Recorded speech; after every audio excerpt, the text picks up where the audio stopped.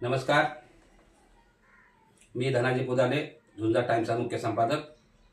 आज आपल्यासोबत राष्ट्रीय पुरोगामी पत्रकार संघाचे संस्थापक अध्यक्ष श्री विजय सूर्यवंशी सर सोबत आहेत।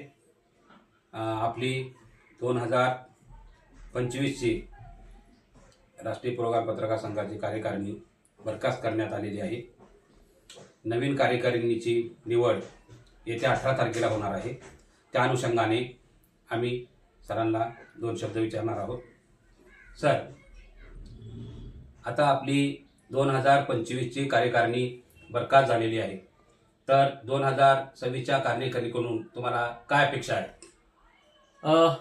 सर्वांना जय भारत।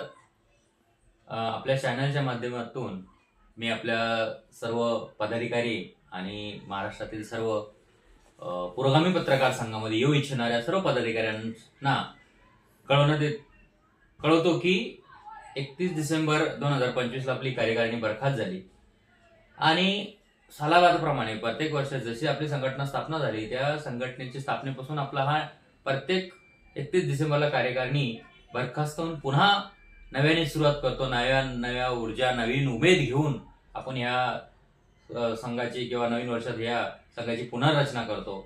पण ह्या वर्षी आपण असं ठरवलंय की आपली अनेक वर्षापासून कोर कमिटी गठीत करायचं ते राहून गेलं, पण या वर्षी चांगल्या प्रकारे कोर कमिटी गठीत झाली। प्रथमतः आपल्या चॅनलच्या माध्यमातून मी आपल्या संघटनेचे जे कोण कोर कमिटीचे पदाधिकारी म्हणून ज्यांची नियुक्ती झाली त्यांचे एकदा अभिनंदन करतो आणि त्यांना शुभेच्छा देतो की माझी अपेक्षा आहे की ते आपल्या नियमावलीप्रमाणे पुढे संघटना वाढीसाठी आणि चांगलं काम करतील।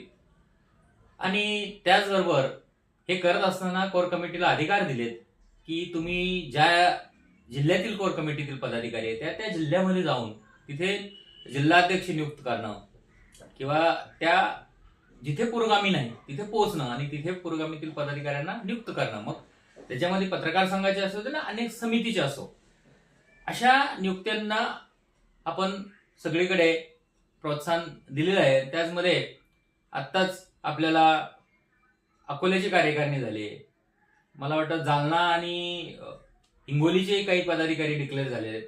त्याचबरोबर हळूहळू म्हणजे जे पूर्वी पदाधिकारी होते परंतु निष्क्रिय पदाधिकारी वगळता आता सक्रिय पदाधिकारी आपल्याला संघटनेमध्ये लागतील आणि लाभले आहेत आणि मला आशा आहे की कोर कमिटी ही खूप उत्तम काम करेल। त्याचबरोबर दुसरी गोष्ट आपल्या चॅनलच्या माध्यमाने आपल्या पदाधिकाऱ्यांपर्यंत कळू इच्छितो की ह्या वर्षी आपण महाराष्ट्राचा जो राज्याध्यक्ष आहे तो लोकांतून निवडायचा आहे। पूर्वी काय होत होतं की संस्थापक कार्यकारिणी ही राज्याध्यक्ष निवडून द्यायची आणि मग राज्याध्यक्ष आपलं काम हवं तसं पाहिजे तसं पत्रकारांपर्यंत पोहोचणं, पत्रकारांचे जे प्रश्न असतील, जिव्हाळ्याचे प्रश्न असतील त्याला कुठेतरी ते म्हणजे पाहिजे अपेक्षित असं होत नव्हतं काम, त्यांच्यापर्यंत वरिष्ठ पदाधिकारी राज्याध्यक्ष पोहोचलंच नाहीत। आणि मग त्याचं कारण असं आहे की मग संघाला कुठेतरी एक मर्यादा आली का काय असं वाटल्यामुळे आम्ही हा नवीन प्रयोग करून बघितला आणि मला निश्चय आनंद झाला की हा प्रक्रियेमध्ये खूप चांगल्या पद्धतीने यामध्ये सुरुवात होत आहे। आणि राज्याध्यक्षासाठी मराठवाड्यातून शंकरसिंग ठाकूर यांनी निवडणूक रिंगणात उतरले आहेत, त्यांनी महाराष्ट्र राज्याध्यक्षासाठी फॉर्म भरलाय। त्याचबरोबर बुलढाण्यामधून ज्यांना आपण वर्षभर संधी दिली होती परंतु त्यांना पुन्हा संधी पाहिजे आहे म्हणून तेही या रिंगणात उतरणार आहेत। तेही काही दिवसात आपल्या ज्या तारखा दिल्या आहेत निवडणुकीच्या त्या तारखेमध्ये ते सुद्धा फॉर्म भरणार आहेत।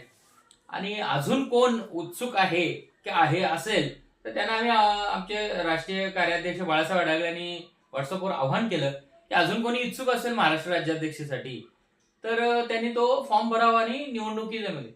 परंतु यामध्ये सगळ्यांना कळू इच्छितो की निवडणूक म्हणजे ही काही राजकीय निवडणूक नाहीये। हा आपला भारतीय घटनाच्या किंवा आपली संविधानच्या नियमानुसार 1960च्या ही जी संस्था आहे आपली पुरोगामी पत्रकार संघ अधिनियम 1960 प्रमाणे रजिस्टर्ड झाली, त्याच्यामध्ये सुद्धा प्राविधान आहे, आपल्या घटनेत असं प्राविधान आहे की आपण आपला जो वरिष्ठ आहे हा निवडणूक करून घ्यावा, म्हणजे लोकशाही पद्धतीने घ्यावा. कारण पुरोगामीचं मूळ तत्वच आहे की लोकशाहीचे सर्व मूल्य जपणं, समता, स्वातंत्र्य, बंधुत्व आणि ह्या विचारावर चालणारी ही संघटना आहे.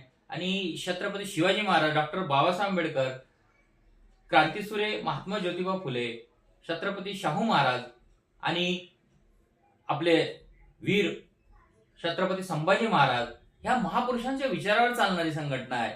मग ह्या विचारावर चालणार असताना आपल्याला लोकशाहीचा निश्चित म्हणजे लोकशाहीला मजबूत करायचा आहे आणि लोकशाही पद्धतीनेच आपल्याला पदाधिकारी निवडायचे.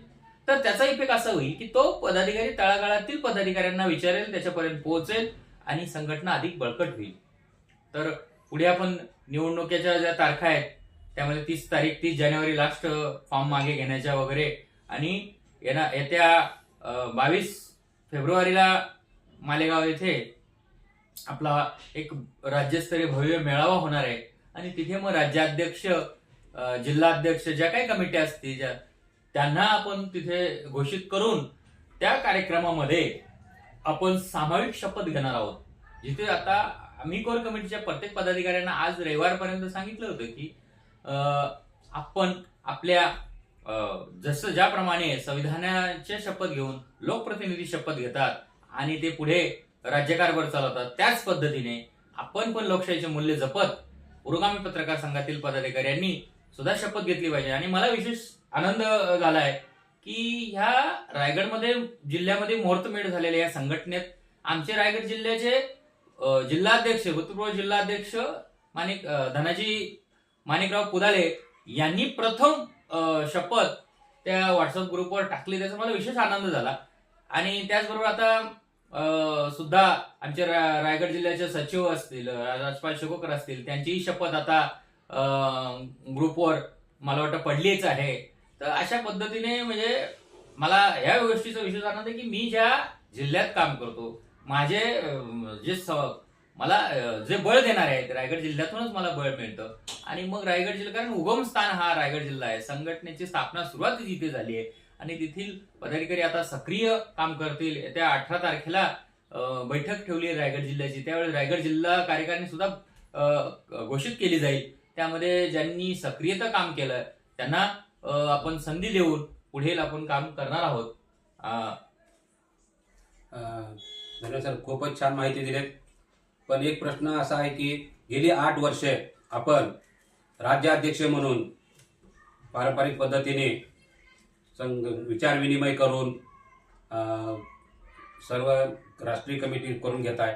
पण यावर्षी संविधानाच्या नियमाप्रमाणे लोकशाही पद्धतीने जे निवडणूक घेऊन जे करताय, ही संकल्पना खूपच छान आहे. त्याविषयी काय सांगू शकाल सर? निश्चितच मगाशी मी आपल्याला सांगितलं की ह्या संकल्पनेमुळे काय होतं की जो कोण राज्याध्यक्ष उमेदवार असेल तो राज्यातील प्रत्येक पदाधिकाऱ्यांना फोन करून विचारतोय की तुम्ही ओळखपत्र घेतलं का, तुम्ही संघाची फी घेतली का, म्हणजे सुरुवातच त्याची इथून आहे. आणि मग मला हेच हवं होतं की आपल्या संघटनेमध्ये इथे व्यक्तिपूजा केली जात नाही, संघटनाला प्रथम स्थान दिलं पाहिजे. संघटना सर्वस्वी मोठी, माझ्यासाठी सुद्धा संघटना मोठी आहे. मी नेहमी सांगत असतो की आपल्या संघटनेमध्ये पहिले संघटनेला महत्व, मग बाकी. कारण व्यक्तिपूजा या गोष्टीला मी विरोध आहे, माझा विरोध आहे. माझा जय जयकार नाही आहे, मला संघटनेचा जय जयकार वाटतो. म्हणून आपण विचारलेल्या प्रश्नाप्रमाणे की याचं खूप जो आपण आता निवडणूक घेतो याचा लोकांना खूप चांगल्या पद्धतीने जे पदाधिकारी असतील त्यांना विचारपूस केली जाईल, त्यांचे प्रश्न सोडवले जातील. कारण पुढचा येणारा जो राज्याध्यक्ष आहे त्याला माहिती आहे का मला लोकांमध्ये जावं लागेल, कारण मला हीच लोक मला पुढे राज्याध्यक्ष म्हणून घोषित करतील, म्हणून मला काम करावं लागेल. आणि ही संकल्पना त्यासाठीच राबवण्यात आली आहे. आणि आशा आहे की आता जो कोण होणार राज्याध्यक्ष असेल तो पुढे लोकांमधून म्हणजे पत्रकारांचे जे काही प्रश्न असतील लावून धरतील आणि पुढे चांगलं काम करतील. नक्कीच सर. आपल्या पुरोगामी पत्रकार संघटनेचं एक ब्रीद वाक्य आहे, गेले ते कावळे आणि आहेत ते मावळे. त्या उक्तीप्रमाणे जे पदाधिकारी इथून आपल्याला सोडून जातात आणि परत येण्याचा प्रयत्न करतात अनेक मार्गाने, तर त्याविषयी तुमची भूमिका काय आहे सर? निश्चित खूप छान प्रश्न केला तुम्ही. खरं तर आपलं ब्रीदवाक्यच आहे, जे आपल्याबरोबर आहेत ते लढवय मावळे